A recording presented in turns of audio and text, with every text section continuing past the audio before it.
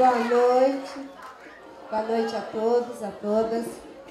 Primeiro eu quero agradecer a Deus por estarmos aqui, agradecer a presença de todos os amigos, amigas, companheiros, parceiros, todo mundo que está aqui.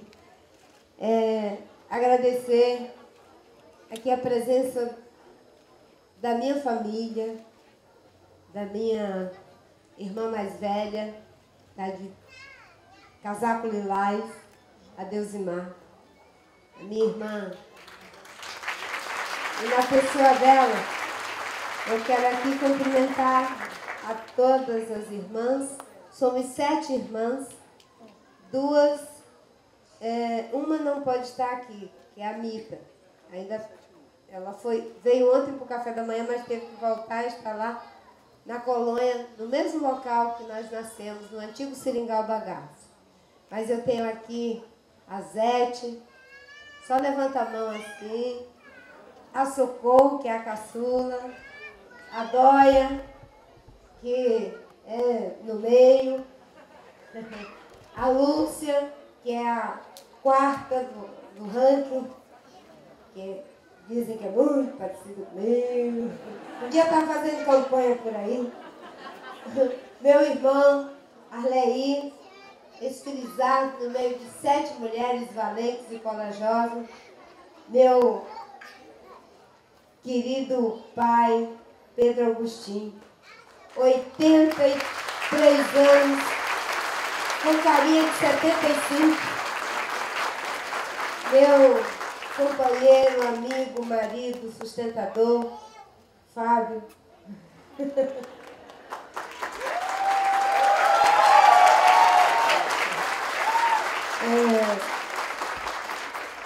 Minhas sobrinhas, sobrinhos netos, minhas 2 tias, minha tia Chiquinha, 86 anos, 87, está atualizando ali. E minha tia Matilde, que tem 77. E, enfim, a família Silva aqui um pedacinho, é muito grande, representada. E a Dona Graça, que é minha vizinha, né? Bem, e vocês todos, meus amigos? Eu vou cumprimentar todos os amigos, das pessoas dos que falaram aqui, né? Minha querida amiga Raimunda Bezerra, lá da Paróquia do Cristo Ressuscitado, onde a gente se conheceu, e na pessoa dela e dessa amiga que eu conheci, aprendi a respeitar e admirar, que nos encontramos pelo coração e pela educação, a Neca Setúbal, que coordena o programa de educação. Eu quero cumprimentar, na pessoa da Neca e da Raimunda Bezerra, todas as mulheres aqui presentes. Quero cumprimentar também meu companheiro de pedagogia ambiental, o Toinho Alves. O Toinho ensinou para nós aqui os rudimentos da ecologia. E o Toinho foi o meu grande professor de transformar o que eu fazia em um conceito, que era ecologia e desenvolvimento sustentável, e que fez aqui uma linda crônica para nos homenagear. Cumprimento também meu companheiro de partido, e aqui representando todos os nossos candidatos a deputado estadual, deputado federal, que é nosso deputado federal Henrique Afonso, e que eu tenho imenso carinho por ele, pelo seu trabalho. Também o nosso eterno presidente de honra do Partido Verde, meu querido Julinho, que me recebeu com o coração no partido que ele construiu para que fosse essa minha segunda casa. Cumprimento meu prefeito da minha cidade, nosso companheiro Raimundo Angelim. Obrigada, Angelim, pelas tuas palavras, pelo teu carinho e pelo que você está fazendo pela nossa cidade. Meu companheiro do PCdoB, Edivaldo Magalhães, nosso candidato ao Senado, que eu espero, se Deus quiser, seja eleito para que o Acre continue tendo uma bancada de senadores que seja motivo de orgulho para todos nós. Meu querido amigo, companheiro, de longa jornada, de anos no Senado Federal e na vida, a pessoa que saiu junto comigo na primeira vez em que eu fui eleita senadora, e ele candidato a governador, futuro governador do Acre, senador Tião Viana. Que a gente possa continuar dizendo, o povo não se engana, é Tião Viana. Bem, e esse companheiro aqui, que fica dizendo que é mais novo do que eu, quando a pessoa diz isso, é porque sabe que as pessoas não percebem. Aí é preciso ficar dizendo que é mais novo. Jorge Viana, meu companheiro, futuro senador, ex-prefeito, ex-governador, que é uma pessoa que vai para o Senado para contribuir com o Brasil, a partir da nossa experiência aqui e de tudo que ele acumulou. Obrigada, Jorge, pelas tuas palavras, pelo teu carinho, pela confissão corajosa que você fez aqui, de dizer que está vivendo um incômodo. Eu peço a vocês, todos, que fiquem à vontade. Eu estou à vontade.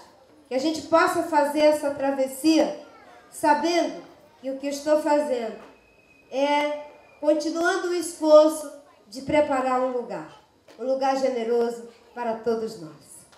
Bem, e meu amigo, irmão, ele disse que sabe que a gente vai ficar sempre, não importa, a gente está sempre junto, né? O Binho, Simoni, meu afilhado, Maria Clara, Biel, meu afilhado, que é filho do Binho. Eu e o Binho, é isso mesmo que ele falou, não importa. A gente vai estar sempre juntos. Binho me ensinou muitas coisas. Ele não sabe. Me ensinou, ele não lembra, não importa, né? Mas ele é uma pessoa muito, muito, muito especial para mim. Está no livro. Tem um pedacinho, um farisquinho das nossas histórias, né? A Marília pegou fragmento dessas nossas histórias. Eu concordo com o Jorge, né? Isso vai se desdobrar, né? Mas o mais importante é que nós estamos aqui hoje, Edivaldo, Jorge, Marcos Afonso, meu companheiro Marcos Afonso, ali atrás. Que hoje a gente está aqui nessa comunidade de pensamento que somos nós, povo do Acre. Muito obrigada por esse acolhimento, por essa homenagem que vocês estão fazendo aqui a mim, ao meu marido, à minha família e aos meus companheiros todos aqui. Quero agradecer ao Carlos Vicente, a Jane, a Rosinha, todo mundo que trabalhou para fazer, não é, essa festa bonita que está aqui. Não é? Parabéns, obrigada. Se eu não citei alguém, Cleide, minha Cleide está ali. Minha neta está linda, Cleide. Enfim, minha cunhada Socorro, não dá para falar de todo mundo, vocês relevem. Eu estou aqui e eu disse quando eu cheguei, que quando me perguntaram, e já estavam perguntando antes, como é que vai ser lá? É uma grande manifestação, um grande movimento, a Marina chegando no Acre? Eu digo não, vai ser uma coisa tranquila. Vai ser a Marina voltando para casa. Eu vou estar voltando para casa.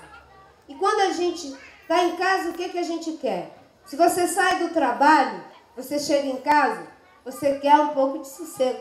Se você sai da escola, vai para casa, um pouco de sossego. Se você foi se divertir, né, passou a noite por aí, depois foi comer uma baixaria, volta para casa, quer um pouco de sossego. Eu vim aqui, viu, Dante?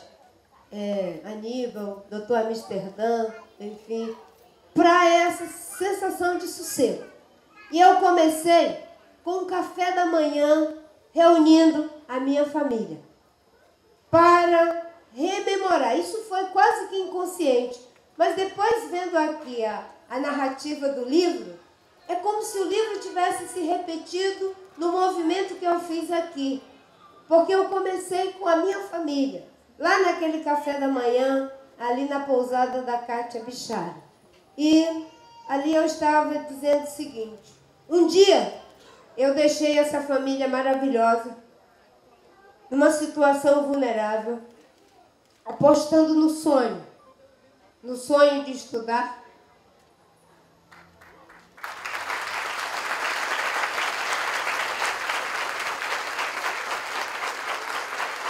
Porque eu queria ser freira. E aquilo lá é verdade. De fato, eu, quando desci aquele barranco, eu não olhei mais para trás. Quando eu entrei no ônibus, com aquele saco de açúcar branco nas costas,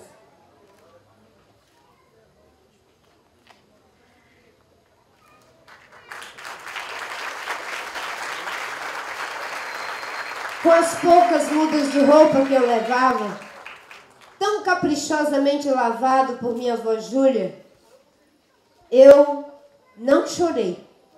Eu trinquei os dentes mesmo. E eu disse: eu não vou chorar. Porque se eu chorar com esse saco nas costas, as pessoas vão pensar no ônibus que eram os nossos vizinhos ali da Campina, do Abunã, do Oco do Mundo, de todos aqueles seringais vizinhos. Eles vão pensar que eu estou indo expulsa pelo meu pai. Porque havia uma tradição do Durrambauer muito triste, machista, preconceituosa com as mulheres, de que se porventura elas ficassem grávidas antes do casamento, a primeira coisa que se fazia era expulsar essa menina de casa. E a vizinhança inteira ficava falando mal daquela família e daquela mulher. E eu pensei, se eu entrar chorando, vão achar, não tinha como sair explicando: olha, gente, eu estou indo estudar em Rio Branco, eu estou doente, quero ser freira. Não dava para fazer esse quiprocó todo, né? Então, aos meus 16 anos, com a tradição e a cultura lá do Seringal, que era cheio de nordestino, gente que vinha lá com suas tradições, né, que nós sabemos do que estamos falando. Estamos falando de cultura, não é uma crítica às pessoas, é ao processo. Era isso que eu pensava. E o que eu pensava do meu pai? Eu digo: eu não vou chorar. Quando foi ficando mais escuro, aí sim, eu encostei a testa no vidro e não consegui mais segurar as lágrimas.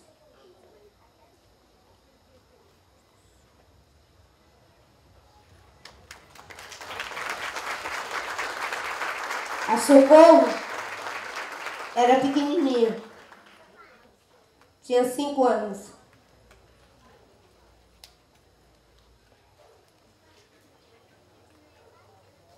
Quem vai cuidar da Socorro?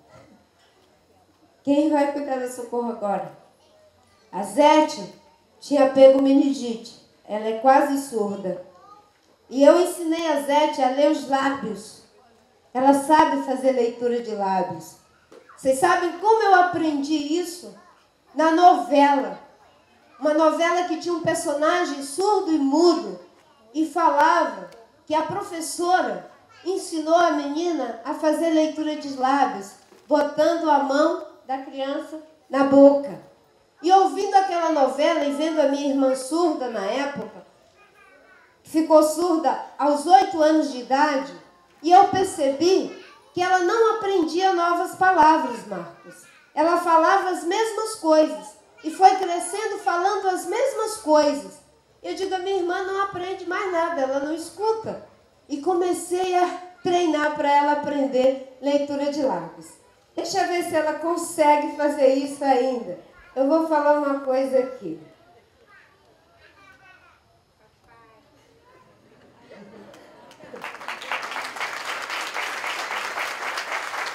Às vezes, os os jornalistas pensam que essas histórias são apenas figurativas. E eles vão se encontrando com elas de verdade, de verdade. E ela aprendeu a fazer leitura de lábios. Mas eu pensava, quem é que vai continuar ensinando a Zete a fazer leitura de lábios? E quando ela quiser namorar, sem escutar as coisas das mulheres, quando esse tempo chegar, como é que ela vai compreender isso? Naquele ônibus eu pensava tudo isso, Deus irmãos. Pensava tudo isso. Mas eu sabia que eu estava indo para uma coisa boa. Para uma coisa muito boa. Para a minha família. Para Deus. Para mim. E agora, meus irmãos, essa metáfora se aplica também aqui. Se aplica também aqui. Todos eles estão aí. Pessoas simples, dignas, têm família, têm trabalho. Né? Esse papai é um pai, meu irmão. Né? E quando eu saí da minha casa, que são vocês, para essa outra casa, eu sabia e eu sei que isso é uma coisa muito boa para todo mundo. Mas eu já aprendi que você não é tão autossuficiente assim. Porque eles continuaram lá e estão aqui inteiros, me sustentando, verdadeiros. E eu saí para essa coisa muito boa. E eu ficava pensando, como é que vai ser agora as reuniões? Quem é que vai dizer para o ranzinza parar de ser ranzinza? Deve ter um monte aí que dá um chute embaixo da mesa, viu, tia? Ah, para, fica calmo, né? Quem é que vai dizer para o Binho, não seja tão tímido, né? Tem que dar discurso. Para com isso, você fala tão bem nas reuniões, é só subir no palanque e dizer a mesma coisa. Eu sei que ele até já aprendeu isso. Meus queridos, estamos diante de um desafio muito grande, muito grande. O desafio do século XXI é integrar meio ambiente e desenvolvimento numa mesma equação. E o Brasil é o país que reúne as melhores condições para fazer isso. Mas, infelizmente, a gente não teve ainda a maturidade política de perceber isso. Todos os países estão nessa corrida, mas quem reúne as condições para fazer isso é o Brasil. O Brasil pode, nesse início de século, fazer o que os Estados Unidos fizeram no século passado, quando se tornaram mais desenvolvidos para os padrões do século XX do que os países de cultura milenar. Eles chegaram lá. Dominam ciência, tecnologia, conhecimento, inovação, são economicamente prósperos. Mas esse modelo de vida do tipo 5 planetas não é sustentável. Se nós persistirmos nele, nós vamos inviabilizar toda a vida na Terra. E o mundo inteiro está na corrida para mudar esse modelo de desenvolvimento. Eles não têm as condições que nós temos. Mas nós não estamos percebendo que essa é uma janela de oportunidade. Não é meio ambiente contra desenvolvimento, é integrar isso numa mesma equação. É esse esforço que nós começamos aqui no Acre, que temos que aprofundar e fazer com que, de fato, a sustentabilidade econômica, social, ambiental seja uma realidade. No Brasil, isso é uma realidade possível. Mas não será possível se nós continuarmos fazendo o discurso do crescimentismo, do desenvolvimentismo pelo desenvolvimentismo. É preciso ter visão estratégica. Eu tenho dito, por que o Juscelino teve visão estratégica? Hoje o Brasil é industrializado. Por que Getúlio Vargas teve visão estratégica? Mesmo discordando dele da sua fase de ditadura, o Brasil não é uma barbárie trabalhista. Porque Fernando Henrique teve visão estratégica, nós conseguimos estabilidade econômica. Porque Lula teve visão estratégica, nós conseguimos tirar 24 milhões da linha da pobreza. Se o Brasil tiver visão estratégica, nós vamos dar o passo para o Brasil do século XXI. É em nome desse desafio que eu fiz um esforço muito grande, sofrido, Deus sabe o quanto, de sair da minha casa de conforto para vir para esse lugar de ser candidata a presidente da República, mesmo sabendo que todas as circunstâncias me são contrárias. Todas as circunstâncias me são contrárias. Mas existe um vento favorável. Como diz o Vitor Hugo, não há nada mais potente do que uma ideia cujo tempo chegou, Anselmo. Esses 10% que às vezes dizem que é pouco, que os gráficos sobem e descem, as pessoas às vezes até brincam com isso, vocês não sabem como isso me enche de orgulho. É cerca de 13, 14 milhões de votos, Raimunda Bezerra, de pessoas que estão acreditando que isso que nós começamos aqui no Acre é possível no Brasil inteiro.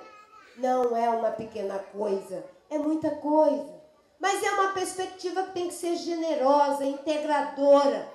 É por isso que eu tenho a coragem de dizer que, se ganhar, eu quero governar com os melhores do PT, com os melhores do PSDB. E toda vez que tentam que eu faça o discurso fácil, de acusar de qualquer forma, de desqualificar de qualquer forma, eu não faço. Não vou me transformar naquilo que eu estou combatendo. Eu acho que política pode ser feita com decência, com respeito, com justiça. É por isso que eu dou crédito para o Lula, dou crédito para o Fernando Henrique e digo que a Dilma é competente, digo que o Serra é competente e que o que nos diferencia é que eles são desenvolvimentistas e crescimentistas. E eu estou defendendo a sustentabilidade econômica, social e ambiental. Mas olha que coisa boa nós conseguimos. Conquistamos a democracia e temos 4 candidatos, porque o Plínio também é uma pessoa competente. 4 candidatos de altíssimo quilate e que diferem na visão de mundo que têm. Isso é uma conquista do Brasil.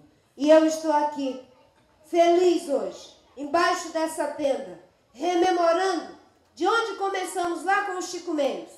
Eu agradeço o Binho, a Chica Marinheiro, que conseguiu o boletim Somos Todos Irmãos. Eu queria ter ido hoje, lá no salão paroquial, onde eu conheci em 1976 o Chico Mendes, onde eu conheci pela primeira vez o Clodovil Boff, e eles plantaram essas sementes, Neca, dentro do meu coração. Essas sementes que fazem com que a gente tenha saído da barbárie. Um dia desse, me perguntaram, mas a senhora, no Acre, continua problema assim, assim, assado? É claro que os problemas avançamos muito em relação ao que foi dito, mas nós não temos como reverter aqui em 12 anos aquilo que levaram um século destruindo. Passaram anos e décadas incentivando a destruição da floresta, o desrespeito aos índios, aos ribeirinhos, a uma sociedade de participação, e agora nos cobram que em 12 anos já tivesse tudo resolvido. Não podemos, sim, em nome dos acertos, ser complacente com os erros. E aí, meu companheiro Tião Viana, em cima dos muitos acertos, nossos mesmos, vamos olhar para o que precisa ser corrigido, enfrentar os novos desafios, porque nos 12 anos que temos aqui, sabemos que é merecido e justo que Jorge seja senador, que Tião seja governador, que Edivaldo seja senador. E vocês é que têm essa responsabilidade. Nós temos essa responsabilidade. Mas temos responsabilidade também com o Brasil. O Brasil que queremos amanhã será construído agora. É por isso que eu estou aqui. E eu só aceitei fazer essa reportagem biográfica porque é uma reportagem biográfica. Para concluir, no dia que eu saí do governo, com uma carta respeitosa, agradecendo, eu disse, quando me perguntaram, a senhora sai derrotada? Eu disse, olha, a derrota ou a vitória só se mede na história. Hoje é o Dia da Amazônia, dia 5 de setembro. Uma feliz coincidência. Eu estou aqui no Acre e o Beto Veríssimo, do Amazon, me ligou e disse: Marina, eu tuitei que só existe uma razão pela qual o desmatamento da Amazônia caiu tanto nesses últimos 8 anos. O plano de combate ao desmatamento que você e sua equipe fizeram. No começo, resistiu muito de reconhecer isso. Mas ele disse, foram as medidas tomadas no plano, controle do desmatamento e combate às práticas ilegais, ordenamento territorial e fundiário, apoio às práticas produtivas sustentáveis. Só andou a agenda do combate às práticas ilegais. O ordenamento territorial e fundiário só um pouquinho. O apoio às atividades sustentáveis, sequer o plano da Amazônia, que me deu tanto trabalho, 22 ministérios trabalhando, foi entregue para o Mangabeira Unger, e ele, a única coisa que fez foi entregar 67 milhões de hectares, sem critério, para grileiros. Infelizmente, essa parte não andou. Mas na parte em que trabalhou o Ministério da Ciência e Tecnologia, o Ministério da Defesa, o Ministério da Justiça, o Ministério do Meio Ambiente, o Ministério do Desenvolvimento Agrário, nós tiramos o desmatamento de 27 mil quilômetros quadrados para 7 mil esse ano passado. E vai para um número menor agora. E eu hoje posso dizer, a derrota ou a vitória só se mede na história. Estou me sentindo vitoriosa, porque o que eu queria era que o desmatamento caísse. E no Dia da Amazônia, o alerta agora é para que a gente assuma a bandeira da sustentabilidade econômica, social, ambiental, política, cultural e ética, porque boa parte das respostas técnicas nós já temos. O que nós temos que ter é o compromisso ético de que a educação será de qualidade, de que o saneamento básico, que apenas 80% da população tem acesso a ele, seja uma prioridade nos investimentos de infraestrutura, de que a tecnologia disponível na Embrapa, que dobra a produção de gado por hectare, que já acontece aqui no Acre, seja uma realidade para toda a Amazônia. Que a gente possa pensar a infraestrutura como um plano, sem considerar os problemas ambientais e sociais como externalidades. Meus companheiros, muito obrigada por misturar emoção e razão aqui, dizendo que às vezes a gente tem que sair de casa para poder continuar juntos. Às vezes a gente até pode ficar um pouquinho distante para que a gente possa ficar unidos para sempre. Porque, como disse o Edgar Morin, a gente é uma comunidade de pensamento. E se nós somos, de fato, uma comunidade de pensamento, a gente vai trabalhar para que o pensamento de um Brasil economicamente próspero, socialmente justo, politicamente democrático, culturalmente diverso e ambientalmente sustentável possa ser uma realidade. Esses 10%, esses 13, 14 milhões de brasileiros que já estão acreditando, são as sementes de um Brasil profundo que nem precisa mudar o sobrenome do presidente para ter a primeira mulher presidente da República Federativa do Brasil, chamada Marina Silva. Marina Silva. Olha como o Brasil é um país bonito. Quando eu fui em Garanhuns, eu fiquei muito emocionada. E eu estou aqui, na minha casa, dizendo que eu estou emocionada. Porque só a democracia permite com que uma verdadeira filha da Amazônia, que teve na educação a única fresta para entrar no mundo dos incluídos, e de saber que a educação de qualidade gera oportunidade, poderia estar aqui com os seus amigos, com os seus companheiros, com os seus parceiros, dizendo que, sinceramente, nós estamos à vontade. Nós estamos à vontade. E a vizinha da Dona Graça, lá da rua 10 de Junho. A filha do seu Pedro, sobrinha da Chiquinha, sobrinha da Matilde, irmã da Deusimar, que planta pimenta e vende na feira. E que às vezes as pessoas vão olhar para ela para dizer, a irmã da senadora, olha, vendendo pimenta. A Marina não ajuda nem os parentes. É isso que é dito. A política séria e decente é tripudiada às vezes por quem acha que fazer política é botar os parentes nos cargos, mesmo quando eles não têm estudo nem competência para isso. Aqui tem empregada doméstica, tem trabalhador rural, tem motorista de ônibus, tem um competente assessor do governo Binho, convidado por ele, meu marido Fábio. Essa política, eu aprendi com os valores da teologia da libertação. Aprendi a exercitá-la aqui no meu Acre. Obrigada, Jorge. Obrigada, Binho. Obrigada, Tião. Obrigada, Edivaldo. Julinho, Henrique, Anselmo. Obrigada, Angelim. Obrigada, Irailton. Obrigada, Foster Brown. Obrigada, Anselmo. Obrigada, Raimunda Bezerra. Obrigada, Amsterdã. Obrigada,